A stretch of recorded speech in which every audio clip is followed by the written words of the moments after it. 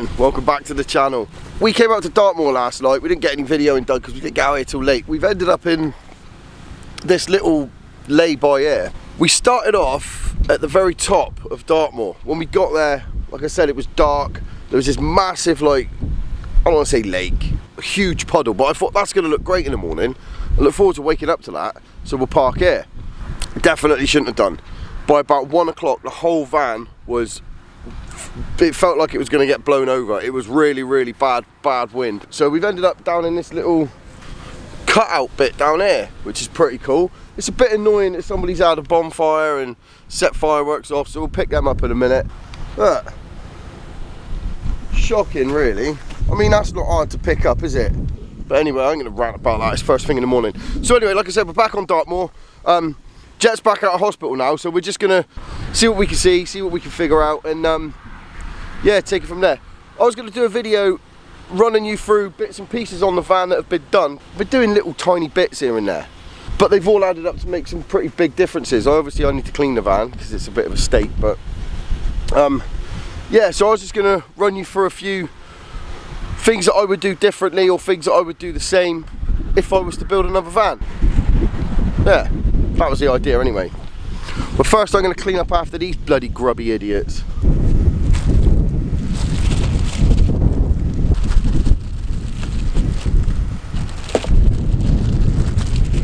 It's not hard, is it? Pick your crap up and take it home, for God's sake. Right, let's do something. Obviously what I mean by let's go do something is let's go and eat something. If you're ever in Dartmoor, make sure you get to Princetown, go to the old police station cafe. Best cream teas around, better than any Cornish cream tea. Just don't tell the Cornish, they'll get angry. So after a banging breakfast at the old police station cafe, we headed back to the van. I laced up my absolutely epic Bodmin Carrymores. I mean, look at them, absolute dreams of shoes. And decided we look for a little place called the Whisman's Woods. Right, we're going to go for a walk to a place called Whisman's Wood, which is near the two bridges, near Princetown. It's the first time I've gone walking anywhere on Dartmoor with the correct shoes. See how it goes. Rudy. Okay, so it was absolutely freezing, but I did manage to convince Jet to do another one of these, put the camera down and walk past it things. She wasn't very happy about it. She's a bit reluctant, but I made her do it anyway.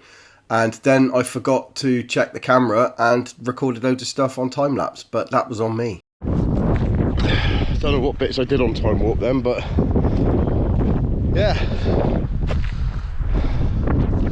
it's actually freezing today.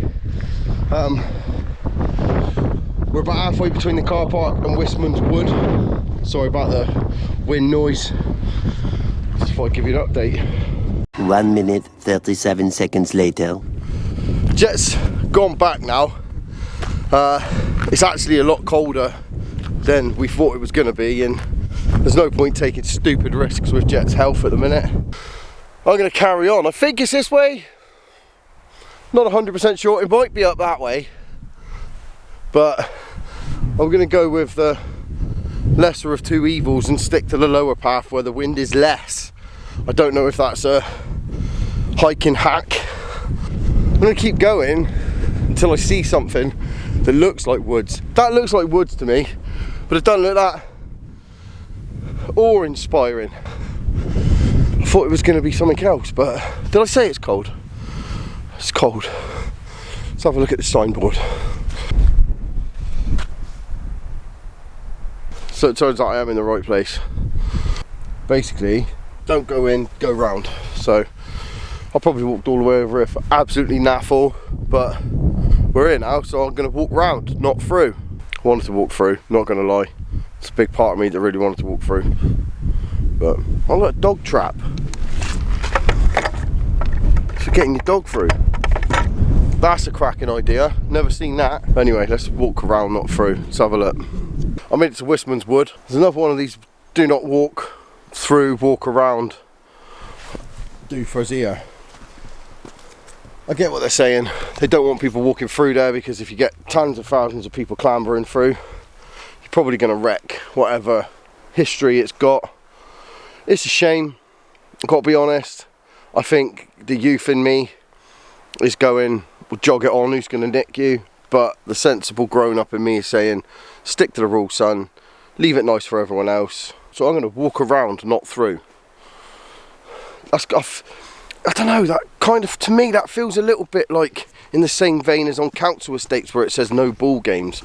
You're going to kick a ball anyway. But yeah, I'll go round. I'm going to go round, not through. I'd like to see what's in there though, to be honest. But there is a path. I'll go with that. But I can't see anybody rushing with a free membership to the Ramblers Association anytime soon. So far, underwhelming. Not gonna lie. I bet it's nice in the summer, but as it is, underwhelmed.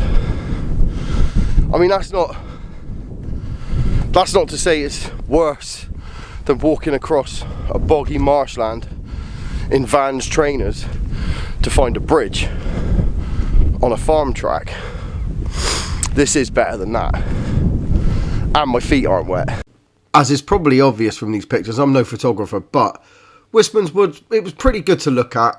In hindsight, I was probably a bit cold and a bit put out by the fact I was expecting it to be some big elaborate thing. It wasn't. It was quite cool. I imagine different times of the year it looks pretty sick as well. So if you're over that way, it is definitely worth a look, to be honest.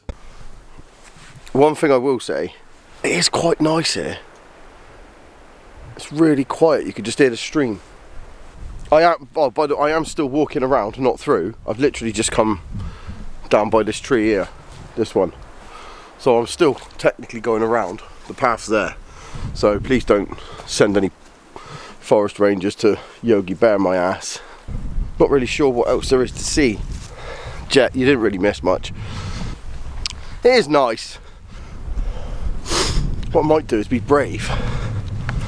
I might get a bit further in, then go up and across past those stacks of rocks. That's a bit of me, that. They don't really want you to go through it. I get it. That doesn't make sense. I'm taking the mickey, really. If you like a little hike, nothing too strenuous or tricky, I'd recommend this. But I'm going to go have a look at these. Let's have a look at them. Come on. So I managed to make my way all the way up to the top of these rocks. I clambered around there for a bit. I even tried to get on the heels of a group of what looked like orienteers. They had maps and everything, but I got to be completely honest, I don't think they'll ever let me be part of their gang. Okay, right, I'm going to chill here for a minute. I think I don't know what this place is. There's just a big pile of rocks. I don't know what it is about piles of rocks. I just got a thing for them, quite like them. They fascinate me. I can't understand them. I don't know if there's a geological, geographical, geophysical reason for them being here, but they are. It's pretty cool. What I'd heard is that during the Ice Age, these rocks would have been moving and stuff like that, then the ice all melted and these got left here. I like that theory. I'm making it look as though I'm enjoying the scenery when what I'm actually doing is getting my breath back before I start walking all the way back to the car, which is over yonder. Yeah, it's a hell of a hike if I'm being honest. But yeah, might as well mission on with that now. Come on. Were they just left there? Were they flung there? Did they grow there? Is this where they formed? Were they placed there by nature? That doesn't look natural, does it? Does it? I'm going to go with their put there because that's much more fun for me. Is that natural? I know it is, and you know, you can have an overactive imagination about loads of stuff, but they're very well placed, and a lot of these are cut very similar sizes, or I don't know. I think that it's a far more interesting and romantic idea to think that somebody put them here. Doesn't matter how they got here, I don't care. Somebody put them here, and I'm happy with that. I'm procrastinating. I'm just making stuff up now, so I don't have to walk back. I'm just letting the bad boy chiller crew.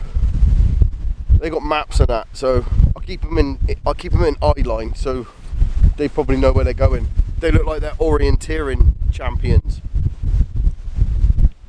I'm wearing jeans and some Carrymore Bodmins. Do you know what? Again, not getting philosophical, not trying to be one of them content creators that gives the soft and elegant voice while I talk about how beautiful stuff is around me. It's pretty cool though, to be fair. And although the woods, well, they were nice, they were pretty good, but for me, big stacks of rocks like that, that's always a winner. Love that. So it might have been a hike, it might have been freezing cold. I've seen them now, I wouldn't have seen them before, so I can highly recommend just getting out and doing something. It's only taken me an hour out of my time. Dartmoor's a great place. I think I'm going to do a bit more around Dartmoor because I'm actually quite dumbfounded, is the word, as to just how special the place is. I've lived here in the southwest all my life and I've only ever really driven through Dartmoor, so yeah, looking forward to seeing more of it now. Jet's health's hopefully getting a little bit better as time goes on. Cystic fibrosis is very unpredictable, but at least she's having a go. So what excuse have you got if you're sat on your arse doing nothing? I mean, watching these videos, you can obviously make time for that. I appreciate that, every single one of you who's watching it. I do appreciate that. But if you've got time, go and do stuff. Jet did really well. She did get a bit, she got about half an hour into it, 20 minutes, half hour into it, but it was bitter cold. And to be honest, there's no point taking stupid risks with her health. She hasn't been out of hospital long, and you know, we're trying to keep her out for Christmas. So yeah, all in all, that's about as philosophical as I think I'm going to get today. I don't know where I am. Oh, there they are. That's the Bad Boy Ramble crew. So I follow them. They're bound to be going somewhere safe and warm. Probably to a tea room somewhere. Probably to the Two Bridges or whatever it's called. I wouldn't recommend the Two Bridges. Well rude last time we went there. I don't know if I mentioned that. But they were very rude. So I won't be going Two Bridges. We'll go somewhere else. But yeah. Anyway, that's the philosophical bit from me. Enjoy that. Right, so I made it back to the van. It was alright. Obviously, if it's something you've never seen before, it's always nice, isn't it? But it was cold. It was cold, wasn't it? Well, yeah, I gave up, so. Jet had a hot water bottle back at the van. She did quite well, to be fair. She got quite far and then came back. And should we have a cup of tea somewhere? Yeah. Should we find somewhere else to pull up and have a cup of tea? Yeah. We'll do that. Managed to get Jet out of the van now. She's got a hot water bottle, looking like Miss Trunchbull. Double hard. Life hack. Looks like she's got a stab vest on. With you. We're at Melbourne Reservoir now, which is over near Sowerton Cross off the A30. So if you're ever coming up the A30 to Cornwall, just to take a little detour off the A30, you can come down there. I've never been here either. It's actually pretty mint. Oh yeah, that's pretty sick. We're gonna head off in a minute. We're gonna go find some lunch and go and find some hats and scarves, because I think it's probably hat and scarf time. I know we're both wearing hats. Yeah, I need a better hat. I need a warmer hat, and definitely a scarf. Jet needs a scarf, just to hold a hot water bottle in place, really. To be honest, both of us are hungry. We just saw this on the way and thought we'd come and have a look. Bank. That's probably why there's a hosepipe ban now, because it hasn't been raining enough. It has. It's been raining loads. Stunning view. It's really weird. I'm really nervous about dangling my camera over the edge. I'm going to go with a GoPro, I think. I'm going to put this away a minute. Right, I've jumped over to the GoPro because I don't mind hanging that over the edge like that. But yeah, it's a stunning place, to be fair.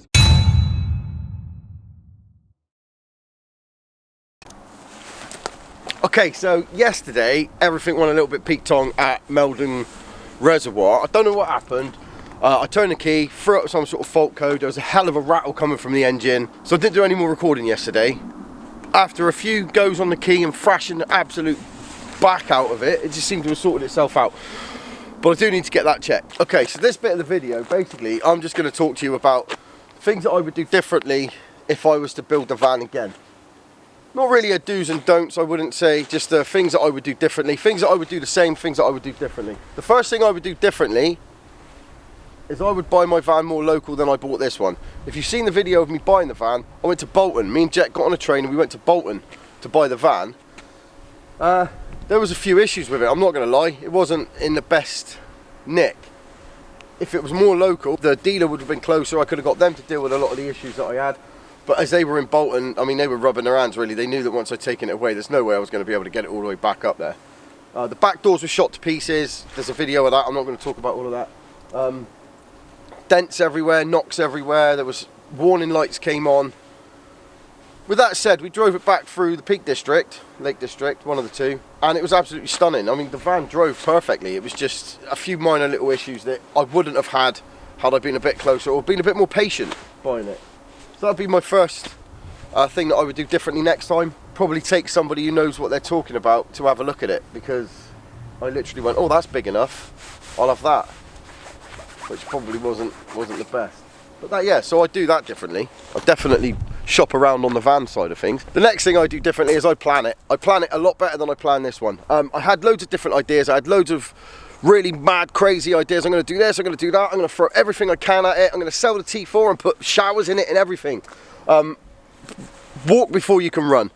Things can be changed in vans quite easily, so just stick to what you can do. And I didn't have a clue what I could do because it's the first time I've ever done it. So that's probably what I would do differently next time. I'd plan it out a lot better, and I'll show you what I mean. When I bought the van, I bought an extra long wheelbase, and the reason I bought an extra long wheelbase was quite simply because I wanted the extra space, obviously. The extra space was because I wanted to have a shower unit in here. I was going to have all the bits and pieces. I didn't even know how to wire in the battery to battery charger. So why I thought I was going to be able to just suddenly buy a van and put showers and all sorts in it is beyond me. So after a lot of head scratching and nail biting and screaming and shouting, swearing, cursing and going, I thought I'd do away with the idea for the shower. I'll buy myself a toilet, keep that in a cupboard, which it is, baby steps. So what I would do differently next time, I would definitely plan it and stick to that plan, and stick to your skill set as well. Stick to what you can do. That's what I'll be doing differently next time. But while we're in it, I'll just show you what I've got here. If you've watched the channel for a while, you know I had massive issues trying to do the window. I haven't done the best of jobs, if I'm honest. I'm happy with it, and that's the main thing. I've still got to fill in some corner bits, still got to do around the top, put some trim on there. But for the most part, it's boxed in now. It took me ages to do that because I was a bit worried about the shape. So did I go with the shape of the van? Did I go with what was actually straight from the floor, straight from the window? Or what level did I go off? So in the end, I decided to keep it in flowing with the window, and might be a weird shape, but I'm not too bothered about that. So that's the window sorted nearly. Just got to put some trim on it, paint it all up. I also built these top cupboards. The top cupboards I was a bit, like I say, I'm not a carpenter, so this was a bit of a pain in the ass to do, to be honest. I got these doors, if you haven't seen the video, I got these doors at IKEA. I bought these doors in IKEA. They were a quid each for these doors. So I was really chuffed with those. Didn't really matter that they didn't match my colour scheme. I thought for £1 I'll make them match, that's not a problem. So that's another thing that I would do differently next time, is I would shop around 100%. Work within the budget that you've got, and then try and go lower than that. When it comes to a lot of electrical things, you've obviously got to buy better quality, but when it comes to bits like doors and stuff, shop around and make it work for you. When it comes to electrical bits, by the way, Max Air Fan. That's one thing I didn't want to go cheap on. It's been brilliant, if I'm being honest. It's absolutely great. I love it. It was expensive, but from what I'd seen other people talking about with their van builds, they bought cheaper ones and ended up ripping them out and putting a Max Air Fan in anyway. So I just went straight for a Max Air Fan. So I would do that the same if I built another van. If I built another van, something I would do differently is the bed. The bed, I overcomplicated the hell out of it. I wanted to keep it as high as I could because I needed to keep as much garage space down the back as possible. And I worked it out on a unit of measurement that nobody else has ever heard of, and that was paddle boards. So as long as I could stand the paddleboard bag up in the back of it, that was high enough. That happened to be the same height as a standard kitchen unit, which worked out quite well. So the bed's now ended up at the height I wanted it, but unfortunately I've lost the extra space on the ends, and I'll show you with the GoPro bit right now. And what I mean by that is my mattress only gives me this much space. The recess itself is actually quite a big recess into the wall. That would have given me extra space, but I don't have that extra space really. I made the big mistake of building the bed right at the bottom of it, and that's that.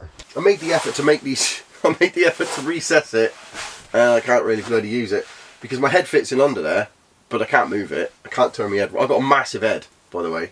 So once your head's in that little space and you turn, you're just locked in. If I go diagonally, it fits, so it's absolutely fine, but that's a learning curve. No, something I would do the same next time is the cladding on the roof, the ceiling. I ummed and ahed about how to do the ceiling. I was going to ply it, but I actually really like the cladding. I think it looks better than I thought it was going to look, and it was a lot easier to do than I thought. Plying it would have been quite difficult, I think. What I would do differently is I would probably get better quality lights. These lights are okay, but it would have been nice to have had maybe touch lights or dimmable lights. I do have a dimmer switch, but again, I don't know how to fit that bloody thing. I've got these on separate, so I could turn them off individually like that anyway, so I'd probably plan the lights out a little bit better if I did it again, if I'm honest.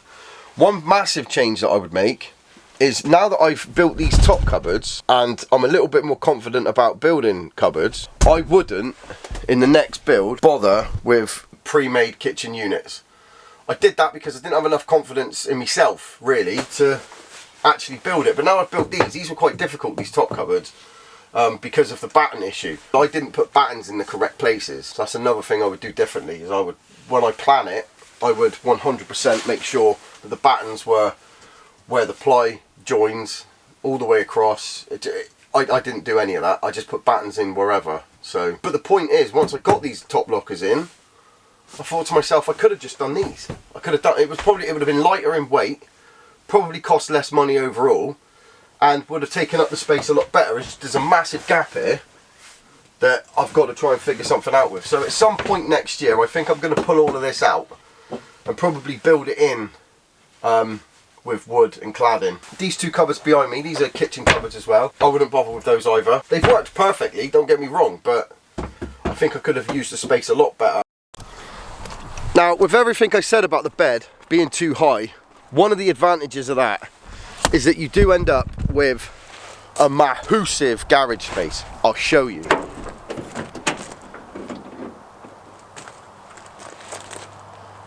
Obviously it's filled with crap, so bear with me 2 seconds. I'm just going to have to sort this out a sec, 2 secs.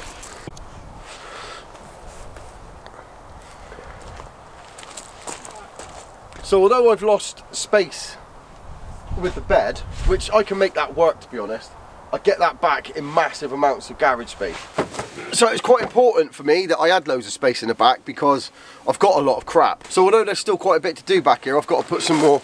I've got to box in my diesel heater. I didn't box it in yet. I haven't run any of the bits and pieces for it because I didn't know how it was all going to work out. I'm going to do something with the pump because that clicks like hell. Anybody who's got a diesel heater knows that. So I'm going to do something with the pump. I put some cladding around the diesel tank just to stop me knocking it really when I chuck stuff in the back here.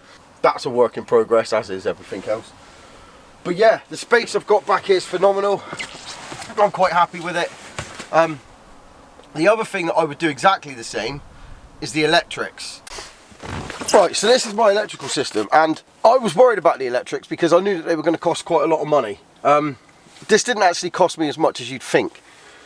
I bought the solar panel system, which was this breaker, the MTTP controller, and this this inline fuse. All the wiring was 350 quid. That's a 375 watt solar panel as well. I didn't think that was too bad really. I mean, obviously you can get the blue stuff, the Victron gear, you can get all the expensive bits and pieces, but it wasn't in my budget, quite simply wasn't in my budget. So I went for what was in budget but still good quality, so I've ended up with all of this. 240 system cost me probably about £100 for my 240 system, I'd say. Batteries are obviously really expensive because I've gone for lead acid batteries, only because I've gone for two 95 hour lead acid batteries, some UASA actives. They're not the best, obviously. You can get lithium batteries now, which are way better. If I could get lithium batteries, I'd be well happy, but I can't get lithium batteries. I can't afford them, so I've gone for the lead acid option, and I'm quite pleased with them.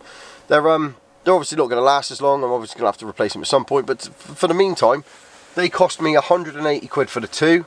I was quite lucky because I got them at a really good price, 90 quid each. Yeah, and then obviously all the little bits and pieces. So my whole entire system cost me less than £1,000, really. Way less than £1,000 for all the electrical system. And some people are paying that just for individual pieces.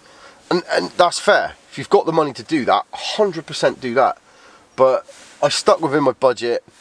I did it all myself as well, which saved a hell of a lot of money. A friend of mine's just had his electrical system fitted and it cost him thousands to have somebody else fit it. When it comes to doing the electrical system, if you're doing it for the first time, YouTube is the best. YouTube's definitely your friend, but do each individual piece. I've seen a lot of people just, they get everything all at once and they put it all together and it gets really complicated. The first thing I put in was my 12 volt system, then I put in the 240 system, then I put in the solar power system. I think doing it like that was a little bit easier for me. Do it in stages. And number one, cost-wise, I didn't have the money up front. I had to do it month by month by another piece. So that worked out better for me, just to do it. And I learned how to do it a lot easier. It was a lot easier to learn that way. So yeah, that's something I'd do exactly the same if I had the same budget. If I had a bit more money, I would buy more expensive equipment, because electrical equipment is something that you don't want to go cheap on for the sake of it. Go for the best in your budget. So yeah, space back here, I'm really pleased. I'll show you what I get in here actually. This is all of the crap that I fit in the back. All of that fits in the back of the van quite comfortably, and I've got plenty of space to spare as well.